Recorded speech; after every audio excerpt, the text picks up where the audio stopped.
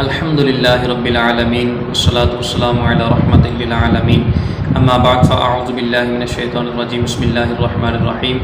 ناظرین، آج کا ہمارا درس شریعت احکام نکاح کے بارے میں ایک اہم مسئلے کے حوالے سے گفتگو کرنا ہے۔ مسئلہ یہ ہے کہ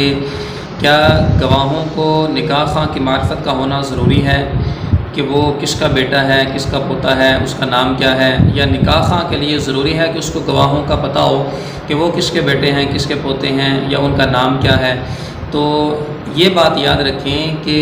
شرعی اعتبار سے نہ نکاح خواہ کے اوپر لازم ہے کہ وہ گواہوں کی معرفت حاصل کرے، نہ گواہوں کے اوپر ضروری ہے کہ وہ نکاح خواہ کی معرفت حاصل کریں۔ ان دونوں چیزوں کا اصل نکاح کے ساتھ کوئی تعلق نہیں ہے، نہ ان کی عدم معرفت کی وجہ سے نکاح کے اوپر کوئی اثر پڑے گا۔ اگر نکاح خواہ گواہوں کو نہیں بھی جانتا لیکن گواہ شرعی معیار کے مطابق ہیں، جو ایجاب و قبول ہے وہ مجلس عقد کے اندر ہوا ہے شرعی معیار کے مطابق، تو پھر نکاح درست اپنی جگہ پر۔ اسی طرح جو گواہ ہیں ان کے لیے بھی کوئی ضروری نہیں ہے کہ نکاح خواہ کا نام معلوم ہو، اس کے والد کا نام معلوم ہو، اس کے دادا کا نام معلوم ہو، اس کا نکاح کے اوپر کوئی اثر نہیں ہے۔ نکاح کے اندر نکاح کے درست ہونے کے لیے جو شرعی معیار ہے، جو شرعی تقاضا ہے، وہ یہ ہے کہ شرعی گواہوں کی موجودگی کے اندر، کہ وہ مسلمان ہوں، عاقل ہوں، بالغ ہوں، آزاد ہوں، ان کی موجودگی کے اندر ایک مجلس کے اندر ایجاب و قبول اس انداز میں ہو کہ وہ جو گواہ ہیں وہ اس کو اکٹھا سن سکیں، اتنی آواز کے ساتھ ہو تو کہ وہ اس کو سن سکیں۔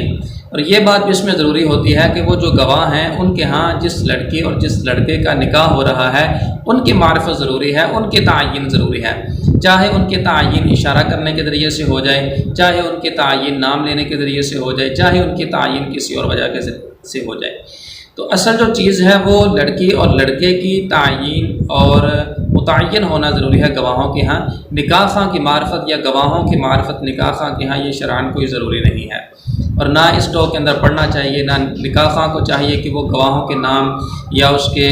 باپ کے نام، اس کی معرفت یا اس کی جو ہے نا ٹو کے اندر پڑھے، نہ گواہوں کے اوپر لازم ہے، نہ ان کو اس طرح کا چاہیے کہ وہ یہ جانے کہ نکاح خواہ کا نام کیا ہے، اس کے باپ کا نام کیا ہے، اس کا ایڈریس کیا ہے۔ اس کا ان چیزوں کا نکاح کے ساتھ کوئی تعلق نہیں ہے۔